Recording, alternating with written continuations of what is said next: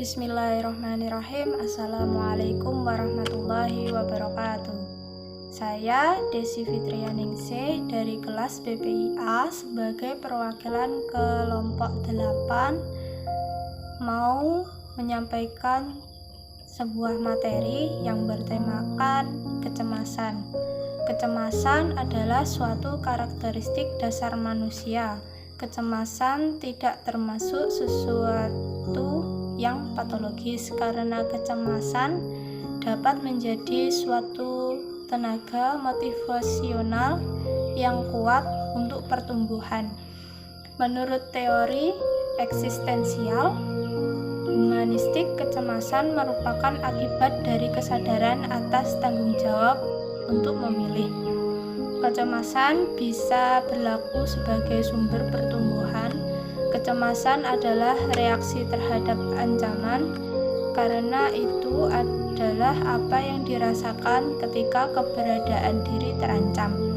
Kecemasan bisa menjadi perangsang atau sumber pertumbuhan dalam artian bahwa kita mengalami kecemasan dengan meningkatkan kesadaran kita atas kebebasan dan konsekuensi dari penerimaan ataupun penolakan kebebasan kita itu.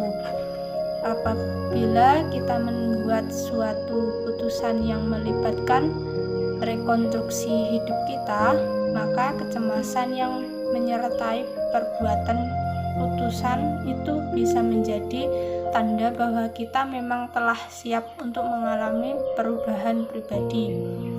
Tidak semua hal berjalan baik.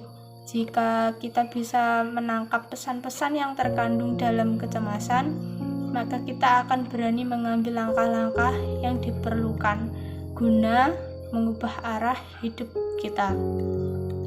Meskipun kita bisa menemukan hubungan yang bermakna dengan orang lain, pada dasarnya kita tetap sendirian. Kecemasan dapat juga muncul dari perasaan bersalah yang dialami kita apabila kita gagal mengaktualkan potensi-potensi kita. Banyak orang yang datang kepada seorang konselor menginginkan penyelesaian terhadap kecemasan itu. Meskipun kecemasan dapat juga muncul dari perasaan bersalah yang dialami kita apabila kita gagal mengaktualkan potensi-potensi kita. Banyak orang yang datang kepada seorang konselor menginginkan penyelesaian terhadap kecemasan itu.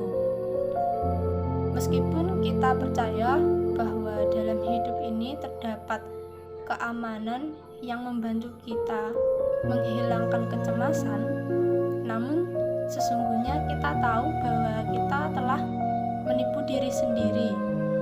Kadang kita berbohong ketika mengira telah menemukan keamanan yang pasti. Jika kita telah membuka diri terhadap hidup baru, berarti kita telah membuka diri terhadap kecemasan. Kecemasan ada bukan untuk dihilangkan, namun untuk berdampingan dengan hidup kita. Konselor yang berorientasi eksistensial bekerja tidak semata-mata untuk menghilangkan gejala-gejala atau mengurangi kecemasan. Mereka tidak memandang kecemasan sebagai hal yang tidak diharapkan. Kecemasan adalah bahan bagi proses konseling, baik itu konseling kelompok ataupun individu.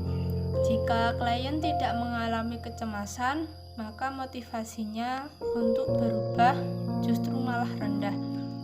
Kecemasan dapat menjadi energi yang dibutuhkan untuk bertahan menghadapi resiko, bereksperimen dengan tingkah laku baru. Terapis dan klien bisa mengeksplorasi kemungkinan bahwa meskipun keluar dari pola-pola yang melumpuhkan dan penggunaan gaya hidup baru bisa menghasilkan kecemasan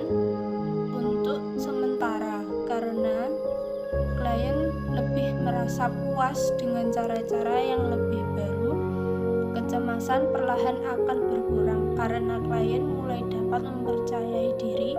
Maka kecemasan sebagai akibat dugaan akan datangnya bencana menjadi berkurang. Sekian yang dapat saya sampaikan, kurang dan